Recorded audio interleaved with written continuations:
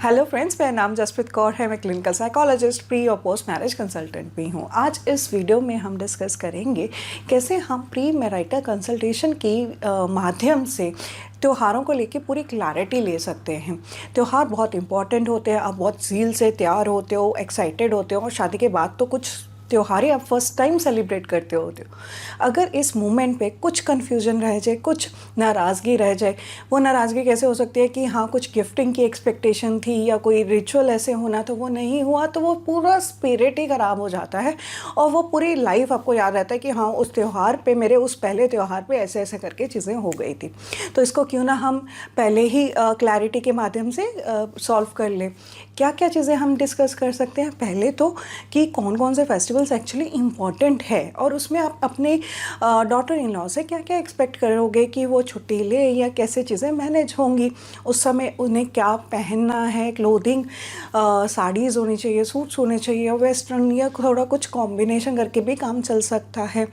शादी के बाद चूड़ियाँ कौन सी पहनते हैं, सिंदूर, बिंदी, बिछुए, चूड़ियाँ या चूड़ा, कईयों पे चूड़ा रस्म होता है कि चूड़ा पहन के रखना है, अगर है ऐसा तो कितनी देर तक पहन के रखना है और क्या रिचुअल्स होते हैं उसे उतार के संभाल के रखने के लिए।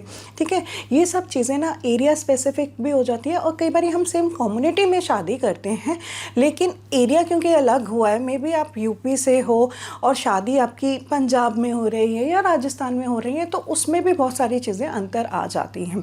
ऐसे ही एरिया स्पेसिफिक त्यौहार भी कई त्यौहार बहुत अच्छे से मनाए जाते हैं। अगर हम राजस्थान की बात करें तो गंगोट पूरे 16 दिन की पूजी जाती है, जबकि यूपी में उतना उसको नहीं मानते, एक दिन में ही पूजते हैं। हरियाणा में शायद वो फेस्टिवल उतना सेलिब्रेट भी नहीं होता है।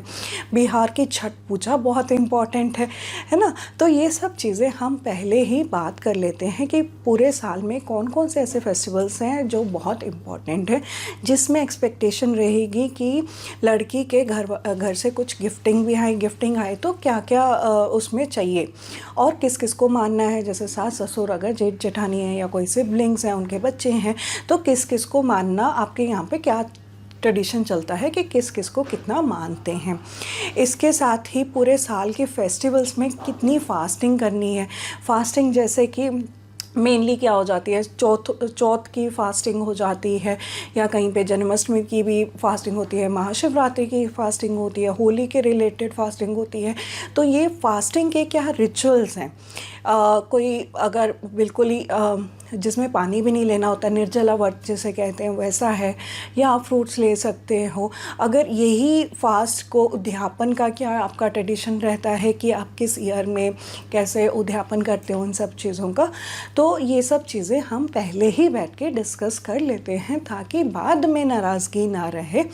त्यौहार इम्पॉर्टेंट होते हैं, स्पिरिट्स आए होते हैं, उस समय कोई नाराज़गी हो जाए तो वो लाइफ लॉन्ग याद रहती है। प्री मैरिटल कंसल्टेशन अगर आप बुक करना चाहते हैं तो आप डिटेल्स में लिखे हुए नंबर पे मैसेज कर सकते हैं। Thank you for watching this video.